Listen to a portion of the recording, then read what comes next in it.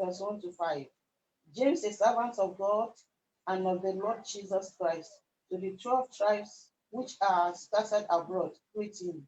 My brethren, count it all joy when you fall into diverse temptation, knowing this, that the trial of your faith worketh patience. But patience have a perfect work, that ye may be perfect and entire, wanting nothing. If any of you lack wisdom, let him ask of God, that giveth to all men liberally, and upbraideth not, and it shall be given unto him.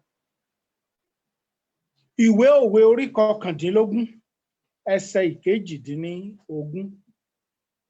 Ìwé òwe orí kọkàndínlógún ẹsẹ̀ ìkejìdínlógún. Na ọmọ rẹ nígbà tí ìrètí wà, má sì ṣe gbé ọkàn rẹ lé àti pa. Ọlọ́run ògo ni fún orúkọ rẹ pé o tún mú wa wà láàyè lọ́jọ́ tòní. Glory be to your holy name, for you make us to witness this day. Ọ̀rọ̀ Ọlọ́run tí a fẹ́ gbọ́ láàárọ̀ ni mo pè àkórí rẹ̀ ní ẹ̀kọ́ ni ìdánwò jẹ́.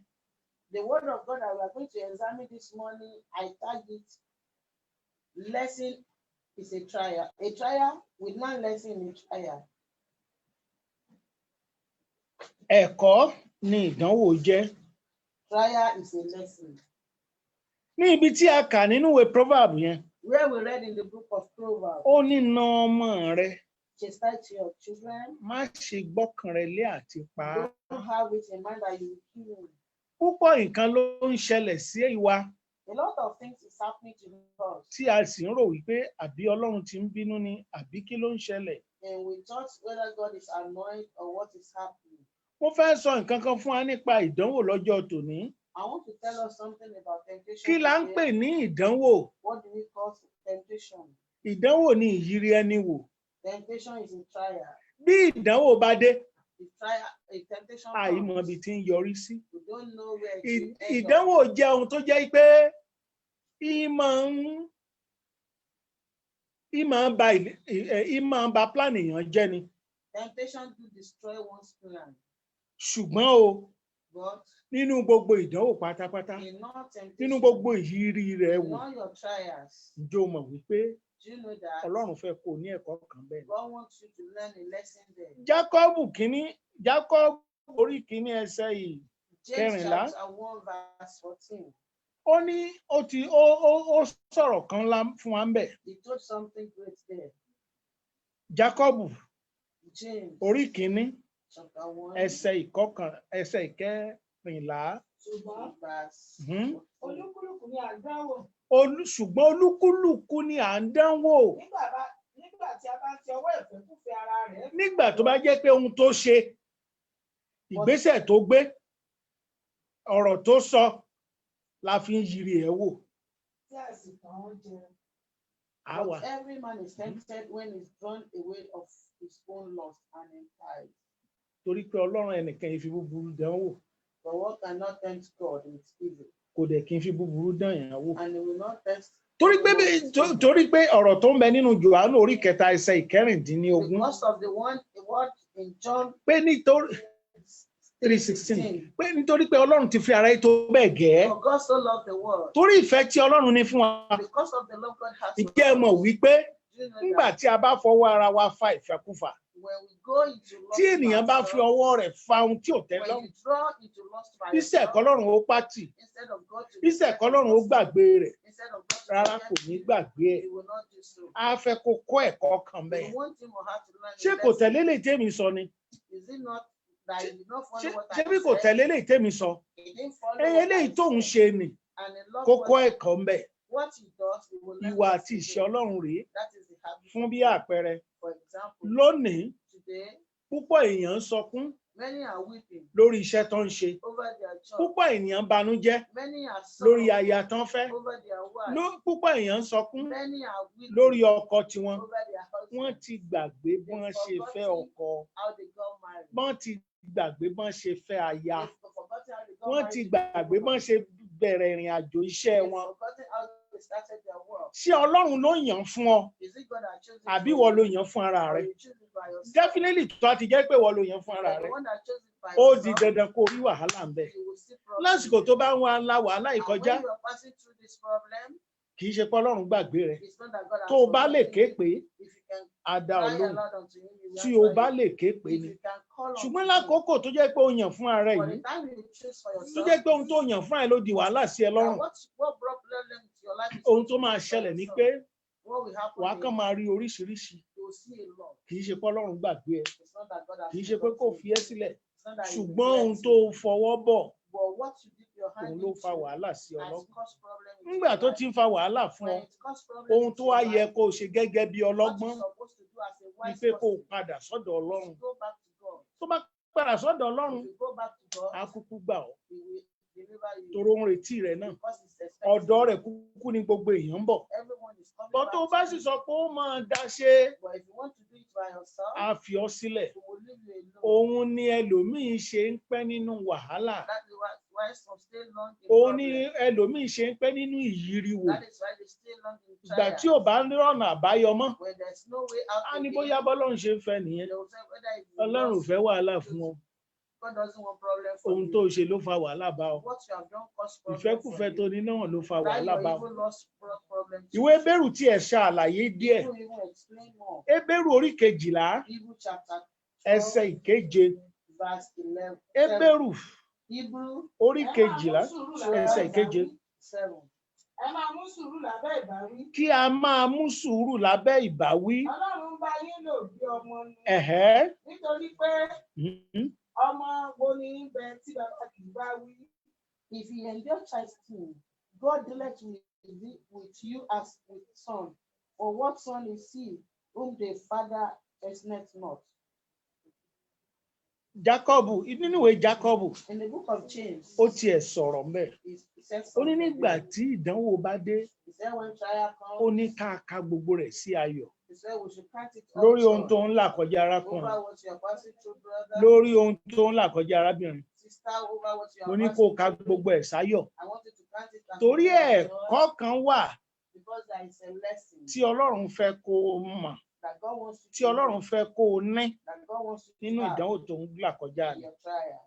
Ẹ̀kọ́ kan ń bẹ There is a lesson tó wu Ọlọ́run pé kó o ní. that God loves you to have. Àbí kí n kú ṣe bí eléyìí sọ kó lè yí ọ. Or should I say it this way?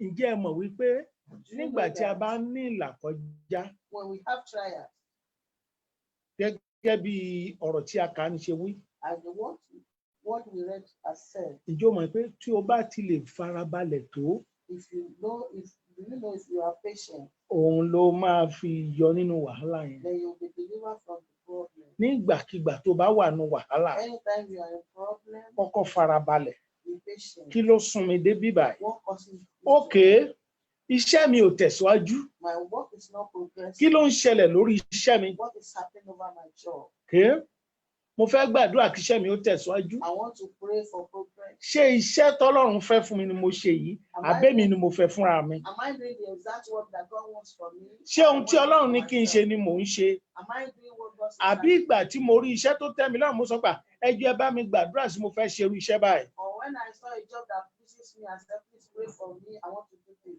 Tó bá jẹ́ pé bẹ́ẹ̀ yẹn ni, If it is so, ó wà fún ara rẹ nìyẹn. you look for it yourself. Wá farabalẹ̀ Be patient. ohun tí Ọlọ́run ní fún ọ. What God has for you. Tí o bá ní ìpamọ́ra If you are not enduring lórí ohun tó ń là kọjá, over what you are passing tí through, o bá ní ìpamọ́ra if you are not temperate lórí ohun tó ń là kọjá, over what you are passing á through, difficult láti ṣe àṣeyọrí. it will be difficult to succeed. Ẹ̀kọ́ tí Ọlọ́run sì fẹ́ kó o mọ̀, And what God wants you to know, o ò ní lè mọ̀. you will not be able to know it. Gẹ́gẹ́ bí Kìrìsìtẹ́nì, As a Christian, Bíbélì fi yé wa wípé the Bible made us to understand ẹ̀kọ́ ni ìyíríwo máa ń fi ń kọ́ni. that trials will make us to learn a lesson. Ní ìgbàkigbà tó bá wà nínú ìyíríwo, And whenever you are in a trial, tí o bá kọ̀ tó o bá mọ ẹ̀kọ́ ni tó yẹ kó o and mọ̀, you refuse to learn the lesson you ought to know, èèyàn sì ń farabalẹ̀ ní ẹ̀kọ́ ni. then you be patient to know the lesson. Òun lẹlòmíì fi ń sá fún ìṣòro. That is why people are running from Ìṣòro tó problem. sá fún níbẹ̀rẹ̀, The problem will not fall in the á beginning, fà á kó o má lè láṣeyọrí. will disturb you from being Torí ohun tó o successful. pè ní ìṣòro, Because because what you ohun tó call pè ní problem, ìyíriwò what you call trial, a fi ń múra rẹ sílẹ̀ ni you have been prepared with de ohun tí ó bá ọ lọ́la. for what will come over you tomorrow. Tí a bá múra rẹ sílẹ̀ lónìí, If you are not well prepared today, bí wàhálà bá dé lójijì lọ́la, the problem comes suddenly ẹ̀mí tomorrow, lè pin. one will die. Ohun rere tó ti ń ṣe bọ̀ látòyí ọjọ́ ó lè Things that bàjẹ́. you started will be destroyed. Even o lè disappoint ayé, o lè disappoint many generations. You may disappoint many generations Títorí wípé because o kọ̀ o mọ gbèdéke tí Ọlọ́run ní fún ọ. you refuse to know the Torí ìdí thing èyí, that God has for you. torí ìdí èyí, Because of this, nínú ìlàkọjá rẹ, in your trial, mo sọ fún ọ lónìí pé kó máa yọ̀. I'm telling you today that you should rejoice. Ọlọ́run ló dá ọ. God created you. Ọlọ́run mọ ohun tó ń ṣẹlẹ̀ God lọ́wọ́lọ́wọ́. knows what is happening right Ó now. ń yiri rẹ̀ wò ni And is trying you. torí ibi tó ń mú ọ lọ. Because of where he's taking you Bóyá to. o jẹ́ obìnrin nílé ọkọ, Maybe you are a woman tán fi àyè gbà ọ́. or marital home and you Torí are pé not wọ́n fàyè permitted. gbà ọ́, Because you are not permitted. o wá ti rò pé bóyá ayé ti tán. You thought everything is over. Ayé ò tán o. Life is not over. Nínú àìfàyè gbà rẹ, In your not being allowed, Ọlọ́run fẹ́ kó o kọ́ ẹ̀kọ́ kan. God wants you to learn something. Bóyá àkókò yẹn Maybe that bọ́n time, ti ṣe fàyè gbà ọ́ ni. as you are not Ọlọ́run fẹ́ kó o permitted, túnbọ̀ gba àdúrà. God wants you to pray the Ọlọ́run fẹ́ more. kó o túnbọ̀ God kanlẹ̀kùn. wants you to pray the more and not Kí the more. púpọ̀ ọ̀nà ó tún lè là. So that there will be open doors. Ṣùgbọ́n tó a ṣáà kí pé wọ́n fàyè gbà mí. And if you wọ́n are fàyè shouting, gbà mí. it's not permitting Nígbà you, tán bá it's not fàyè gbà allowing, ọ́ gan, when you are allowed tó o tún mọ nǹkan tó ṣe ń and bẹ̀ you kọ́. don't know what you ought to do Torí there. ìdí èyí, Because of this, kí ló ń là kọjá what are arákùnrin? you passing through, brother? Kí ló ń là kọjá What are arábìnrin? you passing through, Ṣé sister? torí pé wọ́n ń fi ọ́ ṣe yẹ̀yẹ́ Is it because people are ni mocking wọ́n rò you pé ó ti tán náà nìyẹn? and you thought it's the end? Ṣé torí pé ò tí ì ṣe nǹkan tó yẹ kó o ṣe Is it because you are yet to do what ló you're rò pé ó supposed ti to do tán? and you thought Ó that dáa, is mo the fi ń end? dá ọ lójú wípé I'm assuring kò ì you, tí ì tán fún it's ọ. not yet over. Kò ì tí ì tán It fún is ọ. not yet over for Kò you. ì tí ì tán It fún is ọ. not yet over for you. Lónìí, Today, ó bọ́ lọ́wọ́ you will amúnisìn. be delivered from your captivity. Lónìí, Today, ó bọ́ lọ́wọ́ you amúnisìn. will be delivered from your captivity. Lọ́wọ́ àwọn ọkàn tó ń fún ọ ní igbó dídí ṣán, For people that are making things difficult ó for bọ́ you, lọ́wọ́ wọn. you will be delivered. Torí ipa Ọlọ́run ó tú ọ sílẹ̀. Because the power of God will Lórí deliver ohun tí you wọ́n ń pè ní ìṣòro ni over what you are calling problem. ló ti ní ayọ̀. You will have joy. Ọlọ́run fẹ́ kó o gbọ́n sí ni. God wants you to be more Ọlọ́run ń bá wise. ẹ lò bí ọmọ ni. He's dealing with you as Gẹ́gẹ́ a bí ìwé son, Hébérù ṣe sọ, as the book of ó ń Hebrews bá ọ says. lò bí ọmọ ni. He's dealing with you as a Ó son. ní ìpinnu tó ga sí He ọ. has a good plan Ó for níbi you. tó ń mú ọ lọ. He has a great Á plan sì for mú you, ọ débẹ̀. and he will take you there. Ìṣòro kan la fẹ́ gbé yẹ̀wò lónìí. You want to examine a problem today? Òun ni Is ohun tó pè ní ìlàkọjá. what you call trial. Whereas ẹ̀kọ́ náà kọ́ ẹ bẹ́ẹ̀. And whereas God is teaching you a lesson there, Ìkejì tí ó jẹ́ bí the second one that is B òun ni is àṣedànù fruitless effort. lágbára Kristi. By the Àti power of kínní, God, the first Àti kejì, and the second. ogun yìí yóò ṣẹ́ The lónìí. problem will be solved in your life. Mo ní lórúkọ Jésù ogun yìí á ṣẹ́ lónìí. Jesus said the problem will be solved in your life. Títorí today pé because Ọlọ́run ń bá ọ lò bí ọmọ ni. God is dealing with you as a son. Ohun tá ń yiri ẹ wò lé lórí. What you have been tried upon, Ọlọ́run ní agbára láti jẹ́ kó ṣe kó má bọ́ sínú wàhálà yẹn. God has power to make it possible to you Ṣùgbọ́n not gẹ́gẹ́ fall bí into that problem. Kìrìsìtẹ́nì, But as a Christian, Ìyírí wo la fi ń gbọ́n sí i? by your trial, you are more wiser. Gẹ́gẹ́ bí Kìrìsìtẹ́nì, As a Christian, nínú ìyírí wo in your trials, la ṣe máa ní ìtẹ̀síwájú. then we have promotion. Ó ní ìtẹ̀síwájú You will lórí. have promotion. Ojú ò ní tì ọ́. You will not be ashamed. Ògo Ọlọ́run á sì dájú náà And ayé the ẹ̀. glory of God will be starting in your A life. fẹ́ ṣe ohun kan tó lágbára ń We sìn. want to do something powerful now. Mo fẹ́ kí o ní ayọ̀ I want you to have joy lórí ìyíríwò rẹ. over your trial, Lórí nǹkan tó o pè ní ìṣòro. over what you Mo call fẹ́ kó o ní problem. ayọ̀ I lórí ẹ̀. want you to have joy Torí over pé it. lẹ́yìn ìpàdé ìlàárọ̀ yìí, Because after this meeting this morning, àwọn èèyàn parapọ̀ á bẹ̀rẹ̀ sí people will celebrate ẹ̀. gather together to celebrate Torí pé ó you. ní ìṣẹ́gun lórí Because ẹ̀. we have victory over it. Ojú ò sì ní tì And ọ́. you will not be put to shame. Ìṣẹ̀lẹ̀ òjijì tó ṣẹlẹ̀. The sudden occurrence, Ohun tó o rò pé ó lè ṣẹlẹ̀. what you did not budget for. Oríṣiríṣi ọ̀nà ni ìyíríwò máa ń gbà wá. Trials may come in a diverse way. Ọlọ́run náà sì ni Ọlọ́run jẹ́. And God is still God. Òun náà ló dá ọ. He's the one that Òun created ni you. alágbàwí gbogbo wa. He's your advocate. Òun ló ní kí n bá ọ He sọ̀rọ̀ said yìí. I should talk to you. Ó ní kò sí wàhálà That fún ọ. there's no problem Ó for you. lóun kọ́ ẹ lẹ́kọ̀ọ́ ni. That he's teaching you a Wàá lesson sì bọ́. and you will escape. Wàá bọ́sẹ̀. You will Ó yẹ escape. kó wàá lè tẹ̀síwájú. That you will be able to progress. Ogúnṣẹ́ náà nìyẹn. And the problem is solved. Wàá pe orúkọ Jésù ńgbà You will mẹ́ta. call the name of Jesus 3 times. Ọlọ́run mo dúpẹ́ lọ́dọ̀ Lord, rẹ I thank you fún orí ọ̀fẹ́ tó tún fún mi for the lónìí. grace you have given me today. Ọlọ́run mo dúpẹ́ lọ́wọ́ rẹ Lord, I thank fún you orí ọ̀fẹ́ àkókò yìí. for the grace of this hour. Ọlọ́run ò ṣe Lord, I thank pé you gbogbo nǹkan tí mo ń sọkún lé lórí. for all that I'm weeping Àṣẹ upon. mo fi ń yiri mi wò Not ni. knowing that you are trying Èmi rò pé ó me. ti tán ni. I thought it is over. Nígbà tó jẹ́ pé àwọn ọ̀tá ti ń rẹ́rìn-ín mi. When the enemy are mocking Tèmi náà ti me, bára mi lẹ́ẹ̀lẹ̀. and I met myself Mo rò on pé ó the ti floor, tán ni. I thought it is over. Ọlọ́run mo mọ̀ pé kò tán Lord, báyìí. I know that Ó it yá is bẹ̀rẹ̀ not sí yet ní over. dúpẹ́ lọ́wọ́ Ọlọ́run. Begin to give thanks. Àdúrà ọpẹ́ o. Prayer of thanksgiving. Ọlọ́run tó pọ̀ ní ipá àti agbára. A dúpẹ́ fún oore ọ̀fẹ́ ńlá. A yìn ọ́ fún àánú ńlá yìí tá a rí gbà lọ́dọ̀ rẹ alágbára. Ẹ ṣé o. Àwa rò pé ó tiẹ̀ ti tán ni àṣẹ kò tí ì tán. Ẹ gba ọpẹ́ wa. Ẹ gba ìyìn wa. Ọlọ́run ìyanu gba ọpẹ́ wa. Ọlọ́run ìyanu gba ìyìn wa. A ó yìn ọ́. Jésù Kristi Olúwa wa. Àmín. Ẹ jẹ́ ká pe orúkọ Jésù nígbà mẹ́ta. Let's call the name of Jesus 3 Ẹ times. sọ fún Olódùmarè. Tell the Almighty, Olúwa mo dúpẹ́ lórí ìlàkọjá mi. Lord, I thank you for my trial. Lórí ohun tí mò ń là kọjá. Over what I'm passing through. Lórí àìtí ìbímọ mi. Over my Lórí being àìtí unable to ìlọ́kọ have mi. children. Lórí àìtí ìníṣẹ́ mi. My not able to have job. Lórí àìtí ìnítẹ̀síwájú mi. And my not being Lórí ààyè tí mo wà tí ò tí tẹ́ mi lọ́rùn yìí. over the situation that I Mo am that dúpẹ́ I'm not lọ́dọ̀ rẹ. satisfied with. I thank you Títorí pé ó yé mi lónìí wípé because I understand today ẹ̀kọ́ ló fi ń kọ́ mi. that you are teaching me Pé a ìgbà lesson tí n bá máa ní nǹkan tí mo that tí when mo I wojú ni. have what Kí I'm n lè looking mọ̀ unto wípé you for, ìwọ so that ló I ń will ṣe know é. that you are the Ọlọ́run one ò that ṣe é. did it. Ọlọ́run Lord, ò I ṣe é. thank you. Lord, Ó I yá thank àdúrà you. ọpẹ́ o. Ní orúkọ Jésù. Ní orúkọ Jésù. Ní orúkọ Jésù. Ọlọ́run mo dúpẹ́ lórí ohun tó ń jẹ́ kí n là kọjá. Lórí ohun tó ń ṣe mí lọ́wọ́lọ́wọ́. Ọlọ́run mo yìn ọ́. Lórí pé n ó bọ̀ ń bẹ̀. Yíríwò ni.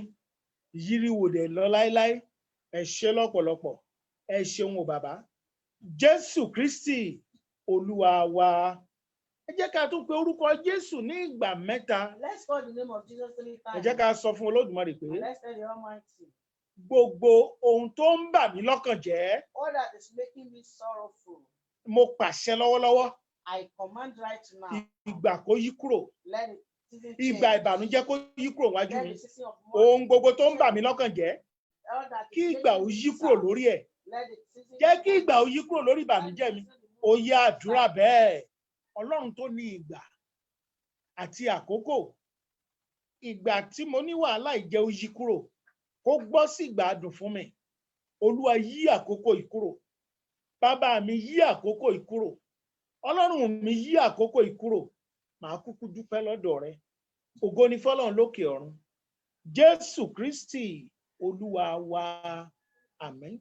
Má bọkàn jẹ́. Don't be sorrowful. No, má bọkàn jẹ́ sẹ́. Don't be sorrowful. À ń yiri ẹ́ wò lọ́wọ́ ni. You are being À tried. ń kọ́ ọ lọ́wọ́ ni. You are being teaching Kò them. sí ẹ̀kọ́ tó rọrùn. There's no knowledge that is Kò sí easy. ẹ̀kọ́ tó rọrùn. No lesson is Ojú ò ní easy. tì ọ́. You will not be ashamed. Jẹ́ ká pe orúkọ Jésù ńgbà mẹ́ta. Let's call the name of Jesus 3 times. Ẹ sọ fún Olódùmarè pé Tell the Almighty, pílà tó gbé àṣedànù dúró fún mi. the pillar that uphold Ní orúkọ Jésù Kristi ó yá máa fruitless wó. effort in my life, be Ní orúkọ destroyed. Jésù Kristi ó yá máa wó. Demolish in the name of Pílà tó gbé àṣedànù the dúró pillar fún mi. that uphold fruitless effort Pílà in tó my gbé life, àṣedànù dúró fún the mi. pillar that uphold Ní fruitless orúkọ effort in my Jésù life, Kristi, in Jesus' mo name, tì ẹ́ wò. I Ó demolish. yá máa wó. I demolish. Lórúkọ Jésù máa wó. In the name of Lórúkọ Jesus, Jésù ó yá máa wó.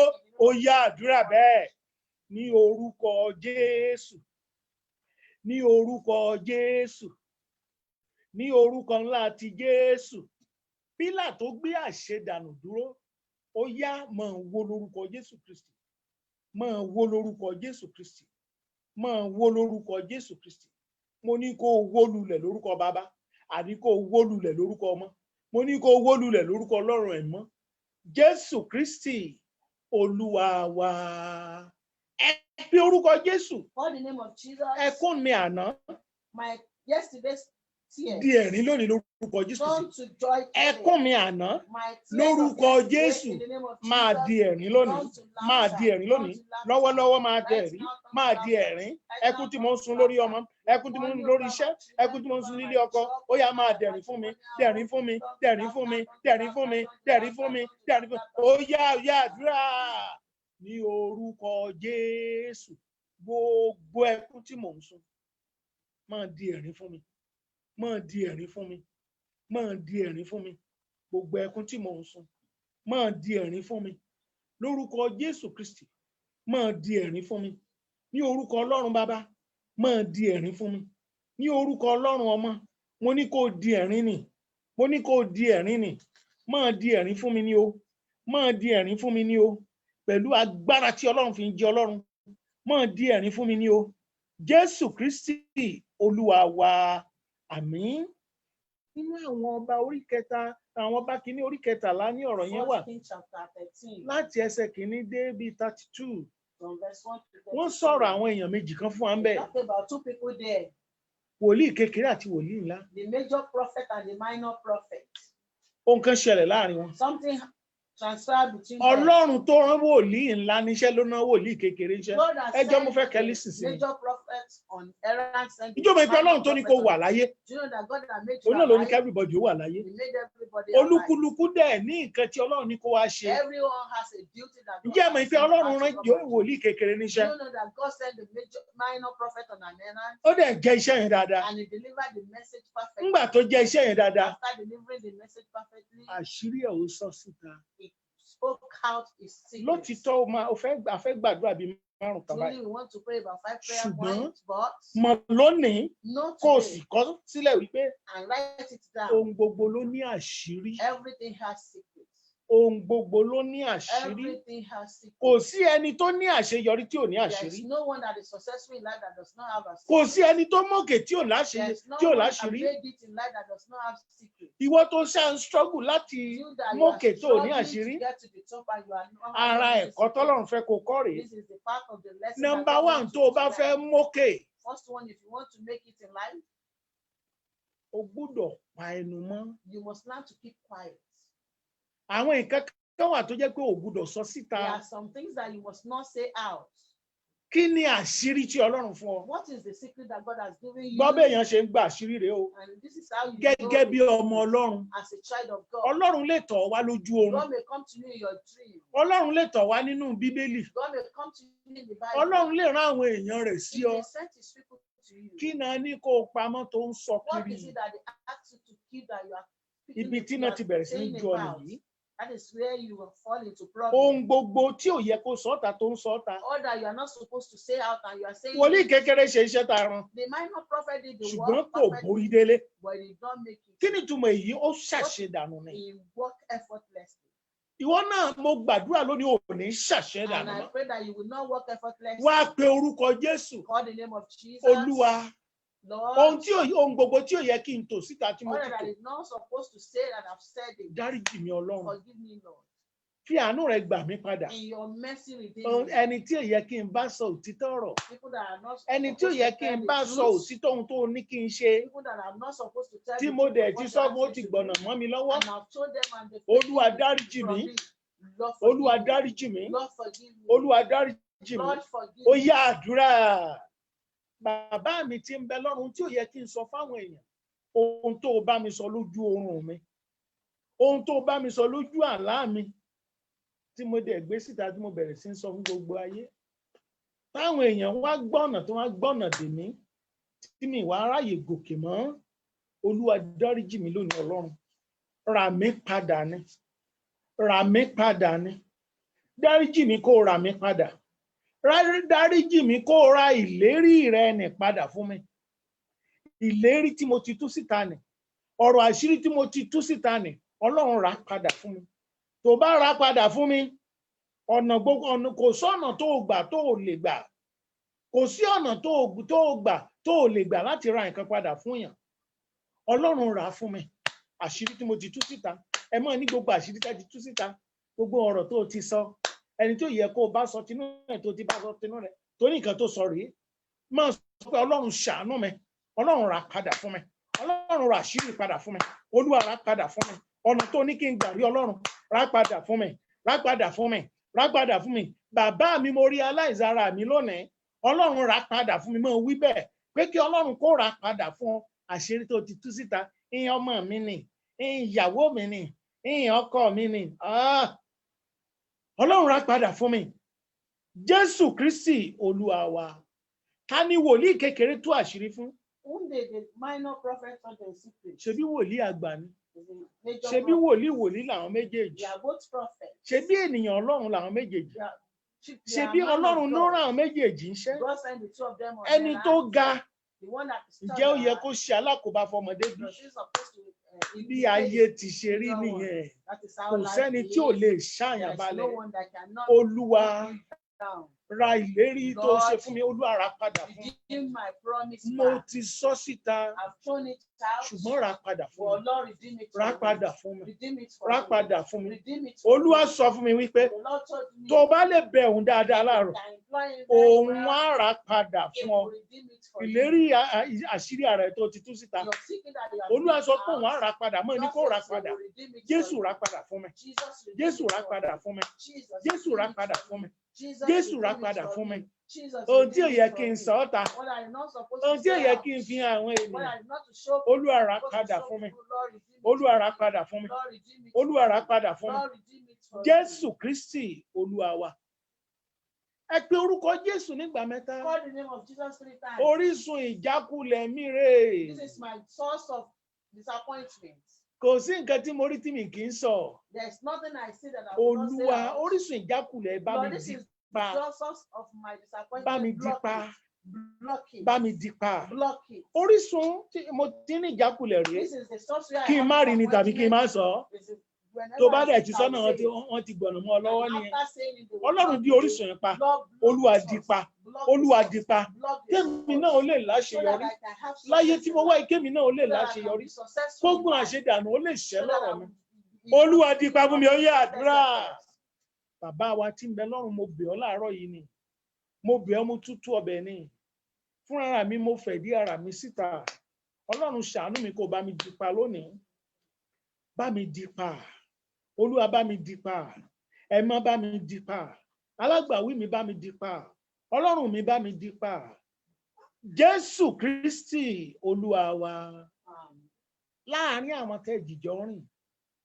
Among people that you are working together, Ǹjẹ́ o mọ ẹni tí ò fẹ́ ọ fún ògo nìkan? do you know the people that did not like the glory for Ǹjẹ́ o you? mọ ẹni tí kò fẹ́ ọ fún ògo Do nìkan? you know that the people that did not like Torí the pé glory o for mọ̀ you? Because you ní don't wá know bẹ them. Ọlọ́run. Now beg God. Bàbá, Lord, ó ti sọ àṣírí mi síta. I've spoken out to my Rà secrets. padà fún mi sẹ́. Redeem it for me, Òun ló Lord. jẹ́ kí nǹkan difficult That fún is mi. why things are very difficult Òun ló for jẹ́ kí me. nǹkan That difficult is fún mi. why things are very difficult Olúwa, for me. rà Lord, padà fún mi. redeem them for Gbogbo me. àwọn àṣírí tí mo ti sọ. All the Eléyìí secrets tó that bá I've rántí written ó ti out, sọ, ìwọ náà ó máa sọ. the one that you remember Wọ́n sọ that you báyìí have fún mi. spoken, they Bíbélì told jẹ́ me kí n to mọ̀ so. báyìí. The Bible made Ìgbà me tí mo to know lálàá bọ́n ṣe sọ rèé. when I had a Báwọn dream, wòlíì so Ọlọ́run they ṣe said, sọ fún mi rèé. this is what the Tó prophet tún of tó God kiri. said. And you are Olúwa rà saying it padà all fún over. mi. Lord, redeem it Olúwa for rà me. padà fún Lord, mi. redeem it for me. Wòlíì àgbà ló tan kékeré. The major prophet deceived the minor Kò sì jẹ́ ó prophet. borí délé. And it did not allow Ṣùgbọ́n him kí to n bá succeed lè in borí life. délé, But for me to succeed ra in life, ra àwọn ìlérí padà fún mi. redeem all my Rà promises padà for fún mi me. Ọlọ́run. Lord, redeem Ẹ them gbà for me. ládùúrà ní orúkọ Jésù. Ní orúkọ Jésù. Ní orúkọ Jésù. Gbogbo ohun tí ò yẹ kí n sọ tí mo kàn ń sọ. Ọlọ́run ṣàánú mi lónìí kó rà padà fún mi. Jésù Kristi Olúwa wa. Ohun ńlá kan wà tó ṣẹlẹ̀ There is a great thing that happened lórí ọ̀rọ̀ wòlíì kékeré. over the minor prophet. Àṣírí mẹ́ta náà fún. It was given as Olúwa ló ránṣẹ́. God sent him on an errand. Ó ní kó lọ jẹ́ iṣẹ́. He said he should go and deliver a message. Wọ́n ò ní fẹ́ gba iṣẹ́ yẹn gbọ́. They will not want to believe the message. Ó ní kó tún gbégbèsè yìí. Iṣẹ́ ìyanu bẹ̀. He told him to take a victory Ó wá ní step. má ṣe nǹkan mẹ́ta yìí o. He said, don't do this. Èkíní, First one, má jẹun bẹ̀ o. don't eat there. Ìkejì, The second one, má mu ohunkóhun o. don't drink anything. Ìkẹta, The third one, ọ̀nà tó gbà wọ̀lú yẹn, the way by which you to come, má gbàbẹ̀ jáde, má gbàbẹ̀, Don't go back the same way. má gbàbẹ̀ jáde kó ìlú yẹn. Don't go back the same way. Nígbà tó dé ní ìlú, When they got to the city, ibẹ̀ ló ti ń sọ láàrin gbogbo èèyàn. Wọ́n ti ní kí n má jẹun ní láàrin yín o. he told everyone, they said I Wọ́n should ti not ní eat kí n má mu here. láàrin yín o. They said I should not drink here. Èmi ò ní jẹ, èmi ò ní mu I láàrin will yín o. neither drink nor eat. Ibi tí mo gbà wọlé dẹ́kọ́ ni mo sì máa gbà And I padà. will not take the same place where I came. Èèyàn burú, People are wicked. wọ́n sì sọ. Wọ́n sọ. And they look at Wọ́n him. mọ ọ̀nà tó gbà padà. They knew the way he took back. Wòlíì àgbà lọ tán, And the major prophet went to ó deceive him. jẹ, He ate, ó mu, he drank, ó ṣeun tọ́lọ́run kó má ṣe. he did what God asked him not to Jẹ́ wọn do. pé ìgbà tí ó ṣeun tọ́lọ́run kó má Do ṣe, you know when he did this? kò borí délé. He did not succeed. Ẹ pe orúkọ Jésù. Call the name of Jesus. Bàbá, Father, jẹ́ kí àṣedànù kúrò lọ́rọ̀ mi. let there be an end to fruitless effort in my life. Ohun gbogbo tí mo ń ṣe tó ń fa àṣedànù, All that I'm doing that is bringing this fruitless effort in my jẹ́ life. ó kúrò lọ́rọ̀ mi sẹ́. Let it be taken away Jẹ́ ó from kúrò me. lọ́rọ̀ mi sẹ́. Let it be taken Jẹ́ away kó from kúrò me. lọ́rọ̀ mi sẹ́. Let it be taken Ó yẹ away from me. sọ́dàdúrà. Ọlọ́run tó pọ̀ ní ipá àti agbára. Bàbá mi tí ń bẹ lọ́run. Àní ohun tó fa àṣedànù ni wípé kí n sọ ohun tó jẹ́ àṣírí, ọ̀rọ̀ tó wà láàárín mi àti ìwọ, kí n máa sọ fún yàn. Bí mo ṣe ń sọ fún yàn tó kò jẹ́ ń láṣeyọrí. Ọlọ́run tó pọ̀ ní ipá àti agbára, èrèdí ogun tó ń jà mí rè bá mi ṣẹ lónìí. Bá mi ṣẹ lónìí Ọlọ́run. Bá mi ṣẹ lónìí Ọlọ́run.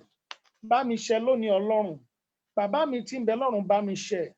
N ó kúkú yìn ọ́. Jésù Kristi Olúwa wa. Ọ̀rọ̀ ńlá yìí wà nínú ìwé Nehemiah. This great word in the book of Nehemiah. Ọlọ́run fi sí lọ́kàn God has placed it in his heart pé kó lọ mójútówó. that he should go and rebuild the Jẹ́ mọ̀ pé àwọn tó kúrò, fallen wall.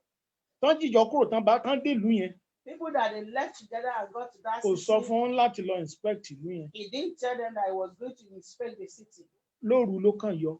He went in the Tó night. bá mú wọn lọ kò ní lè ṣàṣeyọrí. If you take them along, you will not be able to Ẹ succeed. pe orúkọ Jésù gbà Call the mẹ́ta. name of Jesus 3 times. Mo ti tú àṣírí ara mi kà. And leak out my secrets. Òun ló fi difficult fún mi láti That is why it láṣeyọrí. is difficult for me to make Ọlọ́run it. dáríjì mí lénìí. Lord, forgive me Kó today. o fàánú ra ìgbà yìí padà fún And mi. in your mercy, redeem this season for me.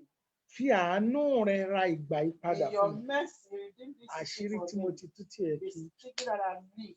Ọlọ́run, fàánú Lord, rẹ ra padà fún mi. in your mercy, Kémi redeem náà ó it lè for me, láṣeyọrí. so that I can be successful. Ó yá àdúrà bẹ́ẹ̀. Ọlọ́run tó pọ̀ ní ipá àti agbára. Ayérayé nínú àwọn ọ̀run. Ogun àìláṣeyọrí kì í ṣogun èṣù, kì í ṣogun àjẹ́, kì í ṣogun emere. Èmi fúnra mi ni mo fi ń jara mi. Torí pé ohun tí ò yẹ kí n sọ síta mò ń sọ. Àṣírí tó o bá mi sọ tó o ní kí n tọ́jú. Mo ní àtorí pé lágbájá ni mo fẹ́ràn. Ẹni tí mo fẹ́ràn ni mo sọ fún òun ló ń kó bá mi yìí o. Ọlọ́run wá fi àánú rẹ̀ ra ìgbà padà fún mi. Wá fi àánú rẹ̀ ra ìgbà yìí padà fún mi. Kémi náà ó lè láṣeyọrí lóde àgbáyé. Fi àánú rẹ̀ ra ìgbà yìí padà fún mi. Fi àánú rẹ̀ ra ìgbà yìí padà fún mi. Jésù Kristi Olúwa wa. A ní nígbà tí a ń bá wa sọ̀rọ̀ Ọlọ́run lẹ́ẹ̀kan, When we are being preached to about the word of God, a sọ fún wa wípé we're told nígbà tí a bá ti wà nínú ìṣòro, when we are in problem, kí a máa kà á sáyọ̀ that we should count it torí a pé ó time ní of nǹkan tí joy, Ọlọ́run fẹ́ mú jáde. because there's something that God wants to Ẹ bring out. pe orúkọ Jésù. Call the name of Jesus. Olúwa, Lord, mi ò sọkún mọ́. I will not Mo mourn padà again. sọ́dọ̀ rẹ. I've come back Kí to ló you. fẹ́ kí n mọ̀? What do you want me to know? Lórí ìyíriwò tí mo Over yíriwò, my trials, kí ló fẹ́ kí n mọ̀? what do you want me to know? Olúwa, kí ló fẹ́ kí n Lord, mọ̀? what do you want me to know? Lọ́nà tó máa gbà yé mi. In a way that I will Ohun tó understand. fẹ́ kí n mọ̀ jẹ́ What mọ̀. you want me to know, let me Lọ́nà know. tó máa gbà yé mi. In a way that I will Lọ́nà understand. tó máa gbà yé mi. In a way that it Olúwa, will kí ló be fẹ́ kí n mọ̀? What do you want me to Olúwa, know? jẹ́ kí n mọ̀. Lord, let me Ó know. yá àdúrà o. Bàbá wa tí ń bẹ lọ́run. Ní oríta tí mo wà yìí, mi ì lè sọ pé ò kì í ṣiṣẹ́. Mi ì lè sọ pé ò kì í ṣe oníṣẹ́ àrà torí pé mo ti rí Bíbélì dẹ̀ sọ fún mi. Ṣùgbọ́n kí ló wá ṣẹlẹ̀ tó wá fi jẹ́ tèmi?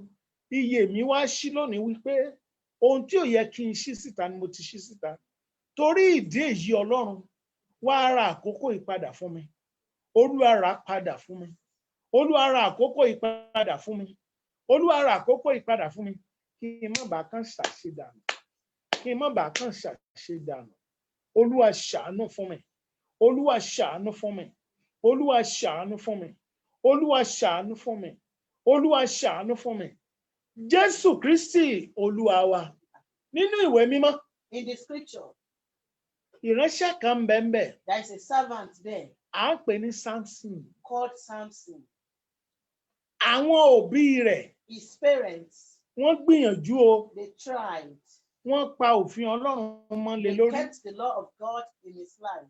ṣùgbọ́n ìgbà tó dìgbà tiẹ̀ But when it came to his turn, kò lè pa mọ́ he couldn't keep it. àwọn òbí wa ti ṣe èyí tán lè ṣe Our lórí wa parents have done their best in our life. àwọn òbí wa ti ṣe Our parents have done their best in our life. ìwọ tán ní ò gbúdọ̀ lóyún títí tó fi délé ọkọ Either you are asked not to get pregnant till you get married, o lóyún kó tó wọlé ọkọ you got pregnant because before you got married. by fire by force ó lọ́kọ tán By fire, by force, you got married. ó ráyé ara rẹ bí Look at your own life today. ìwọ tán sọ wípé You that you were told o ò gbúdọ̀ lọ sí ìlú báyìí báyìí you must not go to ó ní àwọn kan ní kí n má lọ bẹ̀ opportunity ibẹ̀ ló ṣí sílẹ̀ They fún said mi I should not go there. This is an ó opportunity. rí bó ṣe ń mòfò níbẹ̀ Look at how you are. ó ráyé ẹ̀ ń nothing bẹ̀ there. Look at your life. ìwọ there. tán ní kó o mọ̀ ṣerú iṣẹ́ kan You that you are doing not to do Sophia, certain job. ẹ̀gbọ́n mi ló ń ṣerú iṣẹ́ yìí ò Say, gbé my fún mi brother or sister á is ya doing iṣẹ́ fún mi ni this, they will give me my own wọ́n ti portion. ya iṣẹ́ fún ọ sí They're giving you your own portion ṣó now. gbé ọ Is it paying you? ẹ pe orúkọ Jésù Call nígbà the name mẹ́ta of Jesus three Olúwa times. Lord, ohun gbogbo tó ní kí n má ṣe tí mo ṣe all that you asked me not to do that I've done, tó wá di ẹrù sí mi that lọ́rùn have become a burden in my life. fàánú rẹ̀ gbé kúrò lórí In mi your mercy, remove it. àánú ni o fi gbé kúrò Use lórí mi your mercy to remove it. àní àánú rẹ̀ ni o fi gbé kúrò Use lórí mi your mercy to remove it from ohun my tó life. ní má ṣe What you asked me not to mo do, ti ṣe I've done it, ojú mi ti wálẹ̀ and I can now see myself. ṣùgbọ́n fàánú rẹ̀ gbé kúrò lórí mi In your mercy, remove kémi it náà ó lè láyọ̀ so that láyé I mi can have ó joy in my yá life. àdúrà o Lord, ní orúkọ Jésù ní orúkọ Jésù ní orúkọ Jésù àní ohun tó ní má ṣe mo ti ṣe o mo ti ṣe o mo ti ṣe o mo ti ṣe ó ti di wàhálà sí mi lọ́rùn o bàbá mi àti Ọlọ́run mi ìwọ ló lè gbà mí lórí ìta yìí fàánú rẹ gbà mí fàánú rẹ gbà mí fàánú rẹ gbà mí fàánú rẹ gbà mí fàánú rẹ gbà mí fàánú rẹ gbà mí o fàánú rẹ gbà mí o fàánú rẹ gbà mí o fàánú rẹ gbà mí o ṣàánú mi Ọlọ́run ṣàánú mi Ọlọ́run kí n bàa lè kúrò lójú kan tí mo wà yìí ṣàánú mi Ọlọ́run Jésù Kristi Olúwa wa ẹ gbọ́ ohun tí Ọlọ́run sọ fún mi hear what the Lord says. already Already, ó ti ṣe ohun tán ní kí wọ́n ṣe you have done what you are asked wá not to gbójú do. sókè pé Ọlọ́run Look up unto God and tún call májẹ̀mú dá fún mi Lord, renew my covenant. tún májẹ̀mú dá fún mi Renew that covenant. bàbá mi o My Father, tún májẹ̀mú dá fún mi renew that covenant. tún májẹ̀mú dá fún mi Renew that covenant. tún májẹ̀mú dá fún mi Renew a new covenant. májẹ̀mú àkọ́kọ́ That first mo ti covenant, bàjẹ́ o I destroy it. mo ti bàjẹ́ I o have destroyed mo it. ti ń pọ́n láṣọ o kò gbé mi o torí pé mo ti bà májẹ̀mú náà jẹ́ mo ti bà májẹ̀mú náà jẹ́ wá dá májẹ̀mú ọ̀tún fún mi májẹ̀mú tuntun májẹ̀mú tuntun májẹ̀mú tuntun bá mi dá bàbá mi bá mi dá Jésù mi bá mi dá alágbàwí mi bá mi dá Ọlọ́run tí ń gbàdúrà bá mi dá májẹ̀mú ọ̀tún bá mi dá májẹ̀mú ọ̀tún bá mi dá májẹ̀mú ọ̀tún májẹ̀mú ọ̀tún Olúwa dá fún mi Olúwa dá fún mi Olúwa bá mi dá Olúwa bá mi dá Olúwa bá mi dá Olúwa bá mi dá Olúwa bá mi dá Olúwa bá mi dá Olúwa bá mi dá Jésù Kristi Olúwa wa àmín ẹ pe orúkọ Jésù nígbà mẹ́ta Call the name of Jesus 3 times. Olúwa Lord, ra májẹ̀mú àkọ́kọ́ padà fún mi redeem the first covenant for me. ra májẹ̀mú àkọ́kọ́ tó ṣe fún mi The first covenant that you tí did ayé for mi me, fi ń lójútùú kí n tó yà kúrò that I níbẹ̀ was successful before I leave ra this padà place. fún mi Lord, redeem it ra now padà for fún me. mi Redeem it ra now májẹ̀mú for me. àkọ́kọ́ padà fún mi Redeem the first májẹ̀mú covenant for me. àkọ́kọ́ The first covenant. Jésù Lord àní ẹ rà Jesus, padà fún mi sẹ́ redeem it for ẹ me. rà padà fún mi Redeem it for ẹ rà me. padà fún mi Redeem it ẹ for rà me. padà fún mi Redeem it for ẹ rà me. padà fún mi Redeem it ó for yá me. àdúrà ní orúkọ Jésù ní orúkọ Jésù ní orúkọ ńlá ti Jésù àní májẹ̀mú àkọ́kọ́ tèmi fúnra mi ti bàjẹ́ wá rà padà fún mi rà májẹ̀mú ìpadà fún mi rà padà fún mi Ọlọ́run Rápadà fún mi Ọlọ́run. Rápadà fún mi Ọlọ́run. Rápadà fún mi Ọlọ́run. Jésù Kristi Olúwa wa. Ẹgbọ́n tí Ọlọ́run sọ fún mi. Hear what the Lord says. Torí pé mo ti bà májẹ̀mú àìkọ́kọ́ yìí jẹ́. Because I've destroyed the first covenant. Gbogbo ohun tí mo dáwọ́lé kò sí eléyìí tó All yọrí. that I laid my hand on, I did not succeed. Ṣùgbọ́n Ọlọ́run Lord, ṣàánú mi lónìí. have mercy on me. Ṣàánú mi lónìí. Have mercy on Lórí me ohun gbogbo today. tí mo Over dáwọ́lé all yìí. that I've laid my Ṣàánú hand mi on. lénìí. Lord, have Kó o ra mercy on ìlérí me. padà fún And mi. redeem this Kí n lè covenant for ṣàṣeyọrí. me. Redeem this promise for me. so Ṣàánú that mi I'll lónìí make kó o it. rà á padà fún mi. Redeem it, have Kí n mercy bá on lè me. Redeem it for ṣàṣeyọrí. me so that I Ó can yá make it àdúrà back. o. Ní orúkọ Jésù. Ní orúkọ Jésù. Ní orúkọ Jésù. O ti bà májẹ̀mú àkọ́kọ́ jẹ́. Kò jẹ́ kí n ní tẹ̀síwájú. Ohun gbogbo tí mo ṣe mi ì láṣeyọrí lórí ẹ̀. Ṣùgbọ́n tó o bá lè ra májẹ̀mú ìpadà fún mi. Ohun gbogbo á padà sí nọ́mà fún mi. Èmi náà lè gòkè padà. Èmi náà lè dèèyàn padà. Ẹ ṣàánú mi lónìí Ọlọ́run. Ẹ ṣàánú mi lónìí Ọlọ́run. Ẹ ṣàánú mi lónìí Ọlọ́run. Jésù Kristi Olúwa wa. Ẹ gbọ́ ohun tí Ọlọ́run sọ fún mi. Hear what the Lord says. Ẹ pe orúkọ Jésù nígbà mẹ́ta. Call the name of Jesus 3 times. Májẹ̀mú tuntun New covenant. bá mi dá Make it with me lọ́nà tó máa gbà yé mi. in a way that it will be clear. Bá to mi me. dá májẹ̀mú tuntun lọ́nà tó máa gbà Make yé a mi. new covenant. Olúwa in sọ a pé way òun that fẹ́ I dá will májẹ̀mú understand. ọ̀tun pẹ̀lú rẹ̀. God says he wants to make a Lọ́nà new tó dẹ̀ máa gbà yọ lòun ó fi in dá. a way that you will Wá pe understand orúkọ it. Jésù ńgbà Call mẹ́ta. the name of Jesus 3 Májẹ̀mú times. tuntun tó o sọ. The new covenant that you Olúwa have bá mi said. dá májẹ̀mú tuntun. Lord, make it with Ọlọ́run bá mi me. dá májẹ̀mú tuntun. Father, make it Lọ́nà with tó me. máa gbà In yé a mi. way that I will understand it. Lọ́nà tó máa gbà yé In mi. a way that it will be clear to me. Lọ́nà tó máa gbà yé mi. In a way that it will Dá be clear májẹ̀mú to me. tuntun pẹ̀lú mi. Make a new Ó yẹ ẹ covenant sọ with dàdúrà me. bẹ́ẹ̀. Bàbá wa nípasẹ̀ Jésù Kristi. Ọlọ́run ọ̀rọ̀ àti ìyè. Dá májẹ̀mú tuntun rẹ pẹ̀lú mi. Májẹ̀mú ọ̀tun rẹ. Olúwa dá pẹ̀lú mi. Olúwa dá pẹ̀lú mi. Olúwa dá pẹ̀lú mi. Dá májẹ̀mú tuntun pẹ̀lú mi. Ọlọ́run mi ṣàánú fún mi. Kó o dá májẹ̀mú tuntun pẹ̀lú mi. Bàbá mi ẹ ṣàánú fún mi. Kẹ́ ẹ dá májẹ̀mú tuntun pẹ̀lú mi. Ọlọ́run ọ̀rọ̀ àti ìyè. Ẹ dá májẹ̀mú tuntun pẹ̀lú mi. Ẹ má fi mí sílẹ̀. Ẹ má jẹ́ kó gun ó mú mi. Ẹ dá májẹ̀mú tuntun pẹ̀lú mi. Ẹ dá májẹ̀mú tuntun pẹ̀lú mi. Ẹ dá májẹ̀mú tuntun pẹ̀lú mi. Mo ń fẹ́ májẹ̀mú tuntun tí ìlérí àárọ̀ ọjọ́ tí ó fi wá sí ìmúṣẹ fún mi. Olúwa dá májẹ̀mú tuntun pẹ̀lú mi. Olúwa dá májẹ̀mú tuntun pẹ̀lú mi. Bàbá mi dá májẹ̀mú tuntun pẹ̀lú mi. Ẹ̀mí mímọ́ dá májẹ̀mú tuntun pẹ̀lú mi. Olórí atẹ́gùn gbogbo àgbáyé mo ní o dá májẹ̀mú tuntun pẹ̀lú mi. Wọn ò kúkú yìn ọ́. Ògo ni fọ́lọ́run lókè ọ̀run. Jésù Kristi Olúwa wa. Àmín. Ẹ sọ fún Olódùmarè. Tell the Almighty, Bàbá, Father, fi àánú rẹ yanjú ọ̀rọ̀ mi. in your mercy settle my case. Àánú rẹ fi yanjú ọ̀rọ̀ mi. In your mercy settle my Àánú rẹ case. fi yanjú ọ̀rọ̀ Use mi. your mercy to settle my case. Àánú rẹ fi yanjú ọ̀rọ̀ Use mi. your mercy to Ó settle yá my àdúrà case. o.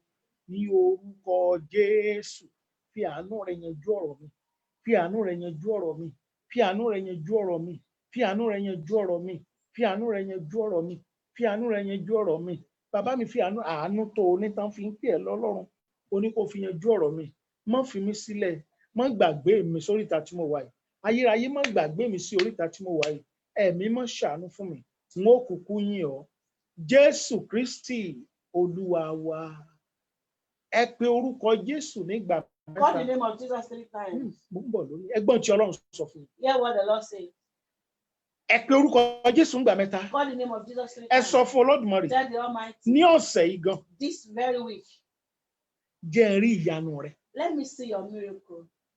Lọ́sẹ̀ yìí, This particular week, mo fẹ́ rí ìyanu rẹ. I want to experience Ọlọ́run your miracle. ìyanu. God of Jẹ́ n rí ìyanu rẹ Let me lọ́sẹ̀ see yìí. your Ó miracle. yẹ ẹ wí bẹ́ẹ̀ ní orúkọ Jésù. Ní orúkọ Jésù. Ní orúkọ Jésù. Ọlọ́run ìyanu jẹ́ n rí ìyanu rẹ lọ́sẹ̀ yìí. Nínú ọ̀sẹ̀ yìí gangan, jẹ́ n rí ìyanu rẹ. Jẹ́ n rí ìyanu rẹ. Jẹ́ n rí ìyanu rẹ. Jẹ́ n rí ìyanu rẹ. Jẹ́ kí n rí ìyanu rẹ. Bàbá jẹ́ n rí ìyanu rẹ. Ọlọ́run mi jẹ́ n rí ìyanu rẹ. Alágbára ńlá jẹ́ n rí ìyanu rẹ. Lọ́sẹ̀ yìí gangan, jẹ́ n rí ìyanu rẹ. Bàbá mi tí ń bẹ lọ́run jẹ́ n rí ìyanu rẹ. Ọlọ́run tí ń gbọ́ àdúrà jẹ́ n rí ìyanu rẹ. Ọkọ mi olówó orí mi jẹ́ n rí ìyanu rẹ. Ọlọ́run ọ̀rọ̀ àti ìyè jẹ́ n rí ìyanu rẹ. Má fi mí sílẹ̀, má kọ̀ mí sílẹ̀ Ọlọ́run. jẹ́ n rí ìyanu rẹ ni, jẹ́ n rí ìyanu rẹ ni, jẹ́ n rí ìyanu rẹ ni. Olúwa má fi mí sílẹ̀, jẹ́ kí n rí ìyanu rẹ lọ́sẹ̀ yìí gangan, jẹ́ n rí ìyanu rẹ. Ọlọ́run ṣàánú fún mi, Ọlọ́run ṣàánú fún mi, Ọlọ́run ṣàánú fún mi, Ọlọ́run ṣàánú fún mi, Ọlọ́run ṣàánú fún mi. Jẹ́ n rí ìyanu rẹ, jẹ́ n rí ìyanu rẹ, jẹ́ n rí ìyanu rẹ. Má jẹ́ n jábọ́, Ọlọ́run má jẹ́ n jábọ́, ìyanu lèmi fẹ́ lọ́dọ̀ rẹ. Jẹ́ n rí ìyanu rẹ. Jésù Kristi Olúwa wa. Ẹgbọ́n tí Ọlọ́run tún sọ. Hear what the Lord says. Ẹ pe orúkọ Jésù Call nígbà the name mẹ́ta. of Jesus Olúwa, three times. Lord, gbé àwọn èèyàn dìde fún mi. raise people for me. Gbé àwọn èèyàn dìde fún mi. Raise people for me. Kán sì ṣe àtìlẹ́yìn ọwọ́ wọn fún And mi. they should help me. Gbé àwọn èèyàn dìde fún mi. Raise people. Gbé ọmọdé dìde fún mi. Raise Gbé àgbà dìde fún mi. Ìrànlọ́wọ́ tó ń bẹ lọ́wọ́ wọn. Jẹ́ kán ṣe fún mi o. Jẹ́ kán ṣe fún mi o. Jẹ́ kán ṣe fún mi o. Ẹ sọ dàdúrà bẹ́ẹ̀ ní orúkọ Jésù, ní orúkọ Jésù. Gbé àwọn èèyàn dìde fún mi. Gbé àwọn èèyàn dìde fún mi. Gbé àwọn èèyàn dìde fún mi. Gbé àwọn èèyàn dìde fún mi. Bàbá mi tí ń bẹ lọ́run, gbé àwọn èèyàn dìde fún mi. Gbé àwọn èèyàn dìde fún mi. Ìrànlọ́wọ́ tí ń bẹ lọ́wọ́ wọn, jẹ́ kí wọ́n lè ṣe fún mi. Jẹ́ kí wọ́n ṣe fún mi. Jẹ́ kí wọ́n ṣe fún mi. Jẹ́ kí wọ́n ṣe fún mi. Bàbá mi jẹ́ kí wọ́n ṣe fún mi. Jésù jẹ́ kí wọ́n ṣe fún mi. Alágbàwí mi jẹ́ kí wọ́n ṣe fún mi.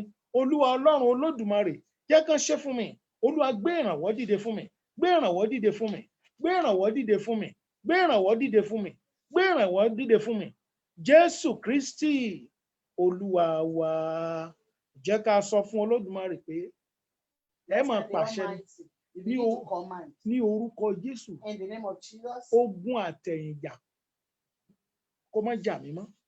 I will not experience any evil from the Ogun àtẹ̀yìnjà padà lẹ́yìn mi. I will not get back from me. Ogun àtẹ̀yìnjà Evil from the padà lẹ́yìn mi. get back from Ogun me. àtẹ̀yìnjà lórí ọmọ. Evil Ogun àtẹ̀yìnjà from the lórí devil aya. over my children, Ogun over àtẹ̀yìnjà my lórí wife, ọkọ. over my husband. Padà lẹ́yìn mi, àdúrà Get back from me. ní orúkọ Jésù, ní orúkọ Jésù, ní orúkọ ńlá ti Jésù. Ogun àtẹ̀yìnjà padà lẹ́yìn mi, padà lẹ́yìn mi, padà lẹ́yìn mi. Fàyè mi sílẹ̀, fi iṣẹ́ mi sílẹ̀, fẹ̀dá mi sílẹ̀. Ogun àtẹ̀yìnjà padà lẹ́yìn mi o, padà lẹ́yìn mi o, padà lẹ́yìn mi o, padà lẹ́yìn mi o, padà lẹ́yìn mi o, padà lẹ́yìn mi o, padà lẹ́yìn mi o. Jésù Kristi Olúwa wa. Ogun àṣedànù padà lẹ́yìn mi. Fruitless effort, Ní orúkọ Jésù Kristi padà lẹ́yìn mi. Ní orúkọ Jésù Kristi padà lẹ́yìn mi. Ní orúkọ Jésù Kristi padà lẹ́yìn mi. Ó yá àdúrà bẹ́ẹ̀.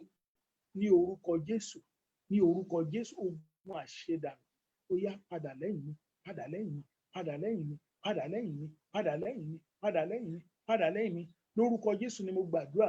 Ogun àṣẹyìndà, ogun àṣedànù padà lẹ́yìn mi o. Lórúkọ Jésù padà lẹ́yìn mi o. Ní orúkọ Ọlọ́run Bàbá padà lẹ́yìn mi o. Lórúkọ Ọlọ́run Ọmọ padà lẹ́yìn mi o. Ní orúkọ Ọlọ́run Ẹ̀mọ́ padà lẹ́yìn mi o. Jésù Kristi Olúwa wa. Ẹgbọ́n tí Ọlọ́run sọ fún mi. Hear what the Lord says. Ẹ pe orúkọ Jésù nígbà Call the mẹ́ta. name of Jesus three times. Olúwa, Lord, lábẹ́ ohunkóhun tó kó mọ́ ṣàlàyé ṣẹlẹ̀, under anything that may má happen, jẹ́ kó jó tì mí. don't let me be ashamed. Lórí ọmọ mi, Over my má children, jẹ́ jó tì mí. don't let me be Nílé ashamed. ọkọ mi, In my má jẹ́ jó matrimonial, tì mí. don't let me be Lórí ashamed. iṣẹ́ mi, Over my má work, jẹ́ jó tì mí. don't let me be Bí n ashamed. bá ń lọ, When I'm má going, jẹ́ jó tì mí. don't let me be ashamed. Lápá ọ̀tún mi, In my front, ojú my ògbúdọ̀ right, tì mí. don't let me be Lápá ashamed. òsì mi, In my right, ojú left ògbúdọ̀ hand tì side, mí. don't let me be ashamed. Ẹ̀yìn tí mo fi sílẹ̀, My back, ojú ògbúdọ̀ tì don't mí. let me be Ó yẹ ashamed. wí bẹ́ẹ̀ fún Ọlọ́run. Ní orúkọ Jésù, ní orúkọ Jésù. Má jẹ́ ojú ó tì mí. Má jẹ́ ojú ó tì mí. Má jẹ́ ojú ó tì mí. Àánú mi ni o ṣe Ọlọ́run. Má jẹ́ kó ojú ó tì mí o. Má jẹ́ kó ojú ó tì mí o. Má jẹ́ kó ojú ó tì mí o. Má jẹ́ kó ojú ó tì mí o. Jésù Kristi Olúwa wa. Ẹ̀yin ọmọ Ọlọ́run. Children of God, Adé oríta tó lágbára kan báyìí tí mo fẹ́ sọ fún wa. in a powerful junction that I want us to know. Kí ni nǹkan tó o ṣe What is it that you have done tí ohun gbogbo fi rí bí eléyìí fún ọ? that all things come to this for you? Ohun tó ní kó o ṣe, What you are o ò asking, ṣe é. you did not do it. ọ̀nà wa dàrú fún ọ and the way is scattered bó ṣe yẹ kó before you. gbégbèsè ò gbé How you supposed to take steps aláàánú in ni God. Ọlọ́run God is a merciful aláàánú God. ni Ọlọ́run God is a jẹ́ ká merciful padà God. sọ́dọ̀ Ọlọ́run Let's go back ẹ to pe God. orúkọ Jésù nígbà Call the mẹ́ta name of Jesus. Olúwa. Lord, mo ti ṣe ohun tó ní mọ́ ṣe I've done what you asked me not to do. ohun tó ní kí n má sọ fún àwọn ènìyàn What you asked me not to tell mo ti people, sọ I've told them. wọ́n ti fi ń dẹ pàkúté mú mi báyìí They are using it to trap me. ṣùgbọ́n aláàánú ni ọ́ But you are a merciful Father. aláàánú ni ọ́ You are a merciful ṣàánú God. mi Have mercy on me. ṣàánú mi Have mercy on ó me. yá àdúrà aláàánú olóore ọ̀fẹ́ Ọlọ́run tó ní ohun gbogbo lódùlódù mo bẹ̀ ọ́ lónìí ni Ọlọ́run ṣàánú mi ohun tó ní kí n má ṣe mo ti ṣe ṣùgbọ́n jẹ́ n ráàánú gbà lọ́dọ̀ rẹ jẹ́ n ráàánú gbà lọ́dọ̀ rẹ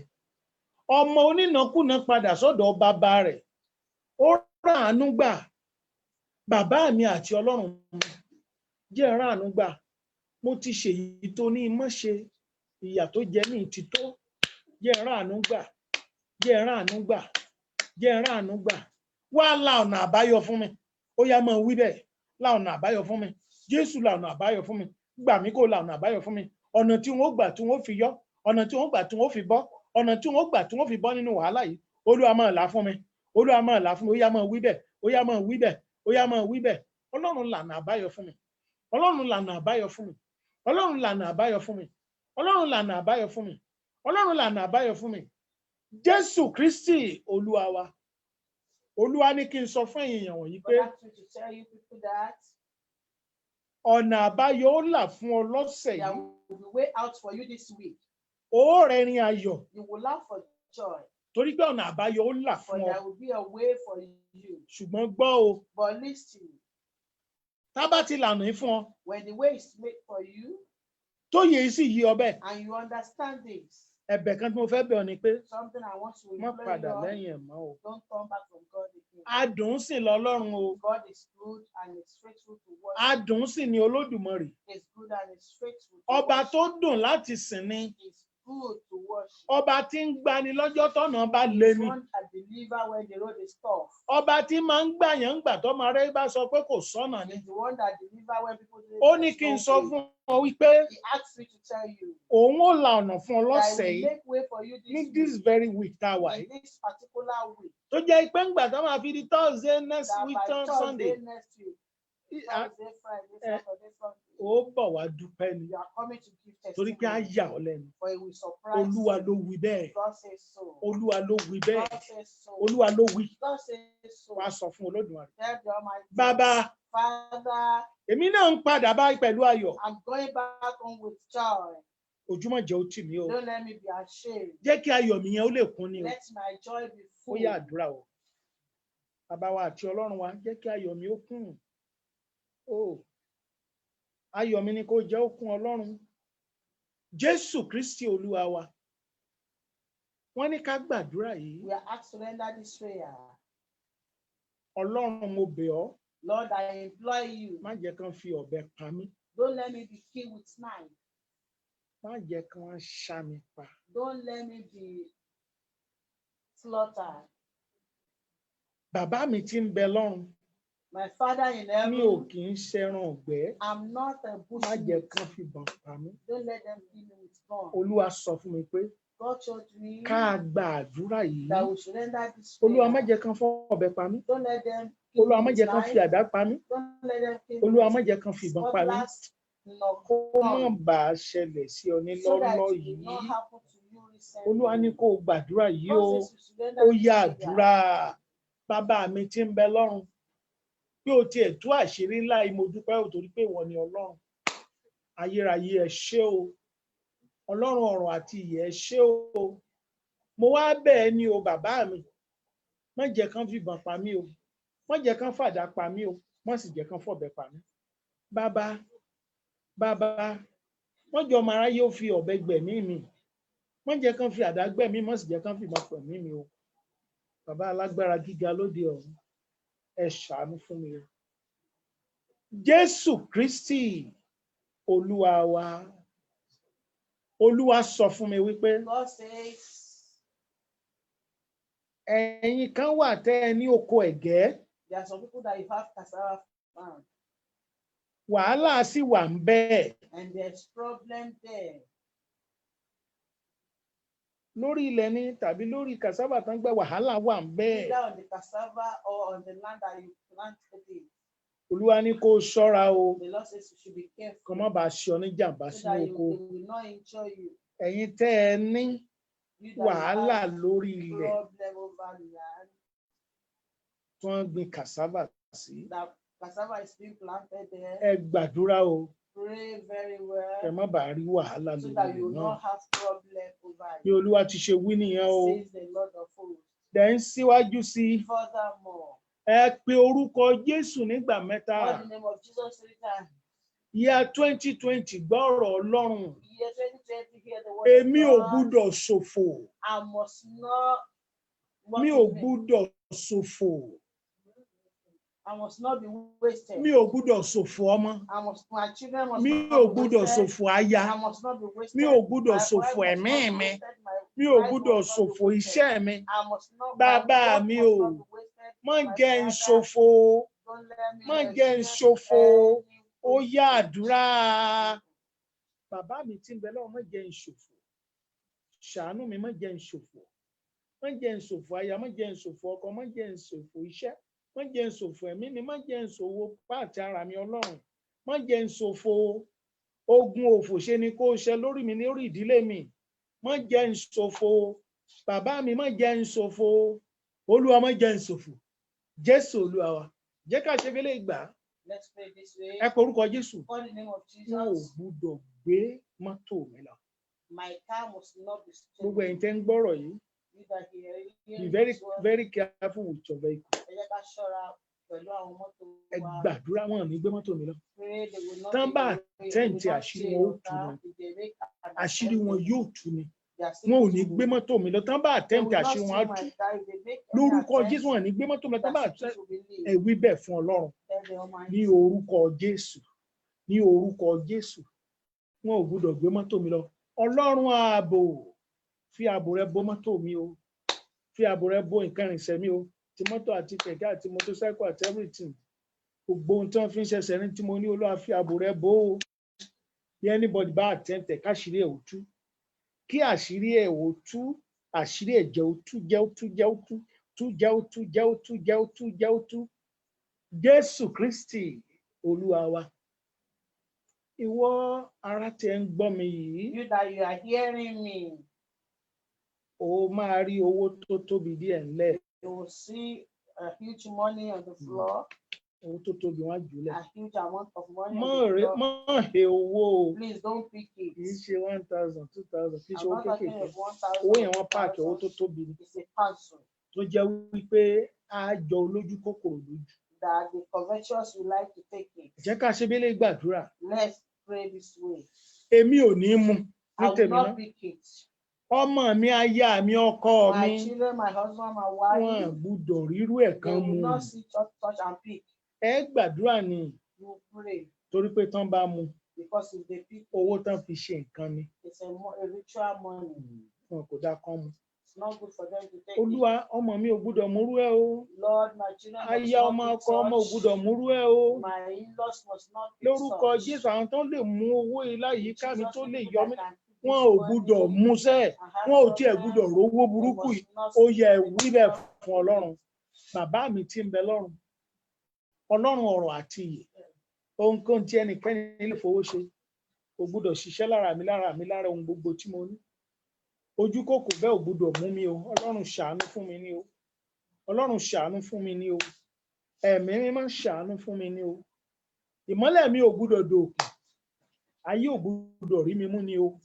Ọlọ́run ṣe ni kó ṣàánú fún mi. Olúwa ṣe ni kó ṣàánú fún mi. Alágbàwí mi ṣe ni kó ṣàánú fún mi. Jésù Kristi Olúwa wa. Àwí má bẹ̀rù lórí àlá tó ńlá mọ́. Don't be afraid or terrified. Ṣé ni by kó the kàn dream. gbàdúrà wípé Just pray gbogbo that àlá tí mo ńlá tó ń gba ire dànù lọ́wọ́ mi. all the dreams that I had at this night, Ní they will orúkọ take from Jésù me. Kristi. In Jesus' name, Àlá yẹn bàjẹ́ lónìí. that dream you are destroyed today. Mi ò ní la mọ́.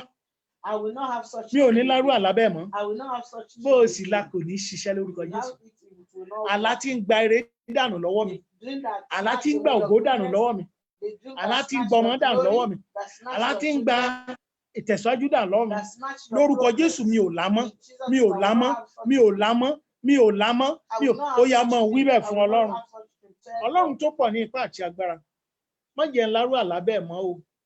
Ẹ̀mí mímọ́ má jẹ́ ń lárú àlá bẹ́ẹ̀ mọ́ o. Ẹ̀mí mímọ́ má jẹ́ ń lárú àlá bẹ́ẹ̀ mọ́. Àlá tí ń gbọ́ ọmọ lọ́wọ́ ẹni, tí ń gbaya lọ́wọ́ ẹni, tí ń gbọ́kọ lọ́wọ́ ẹni. Ní orúkọ Jésù mi ò lámọ́. Lórúkọ Jésù mi ò lámọ́. Ní orúkọ Jésù mi ò lámọ́. Lórúkọ Baba mi ò lámọ́. Ní orúkọ Ọlọ́run ọmọ mi ò lámọ́. Ní orúkọ Ọlọ́run mi ò lámọ́. Jésù Kristi Olúwa wa. Ẹ pe orúkọ Jésù gbà mẹ́ta. Call the name of Jesus 3 times. Àbárí ẹnikẹ́ni tó sá pamọ́ fún mi. If there's anyone that is hiding from me, Ẹ sọ fún Olódùmarè kó mófo. then the one that is just Ẹni tó ń sá pamọ́ fún ọ anyone láti that is ṣe ọ ní hiding jàǹbá, from you, kó to mófo lórí injure rẹ, you, kó mófo lórí ọmọ rẹ, kó mófo lórí ilé rẹ, kó mófo lórí. Ó yá àdúrà o ní orúkọ Jésù, ní orúkọ ńlá ti Jésù, ní agbára ńlá ti Jésù. Ó gbọ́ ọkàn ọkùnrin ni tàbí obìnrin ní orúkọ Jésù Kristi tó ń sá pamọ́ fún yín, kàn mọ́ mófo ni o. Olúwa jẹ́ kán mófo ni o. Bàbá mi jẹ́ kán mófo ni o. Ayérayé náà àwọn ọ̀run jẹ́ kán mófo ni o. Ẹ̀mí àwọn wòlíì jẹ́ kán mófo ni o.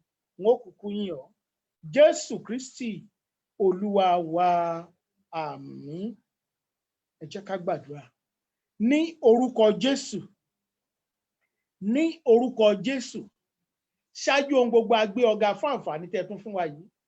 Ẹ gba ọpẹ́ wa, ẹ gba ìyìn wa.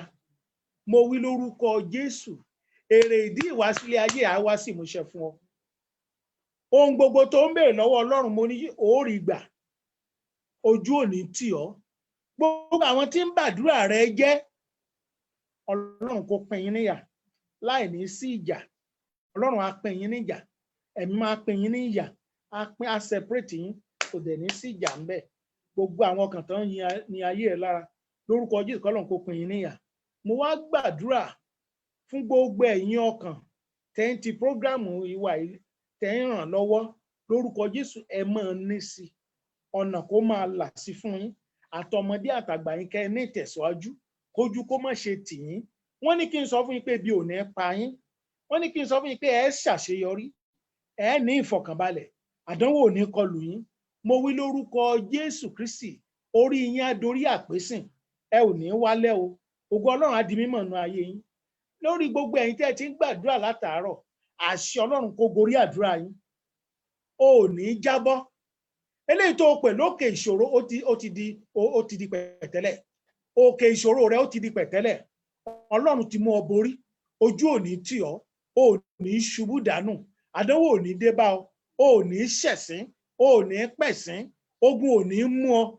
Jàǹbá tó máa ń ṣe wọ́n nídìílé yín kò ní ṣe ọ́, kò ní ṣe ọ́, kò ní ṣe ọmọ rẹ, kò ní ṣe ọ́, kò ní ṣe ọkọ rẹ, kò ní ṣe ọ́, kò ní ṣe àwọn àna rẹ. Mo wí lórúkọ Jésù Kristi, wàá ṣàṣeyọrí, wàá gbẹ́rù ayọ̀ dórí, wàá ṣàṣeyọrí, wàá gbẹ́rù ayọ̀ dórí. Ọkàn rẹ á balẹ̀. Gbogbo ẹ̀yin èèyàn wọ̀nyí mo ní ọkàn yín á balẹ̀. Ókè, ìwọ tán lé kúrò níbi iṣẹ́. Lóòótọ́ ohun tó o ṣe kò dára, ṣùgbọ́n Ọlọ́run àánú ó dá ọ padà sẹ́nu iṣẹ́ náà. Olódùmarè ó dá ọ padà sẹ́nu iṣẹ́ náà. Àwọn ọ̀gá rẹ wọ́n á gbà ọ padà. Máa retí, wọ́n á gbà ọ padà. Wọ́n á gbà ọ padà.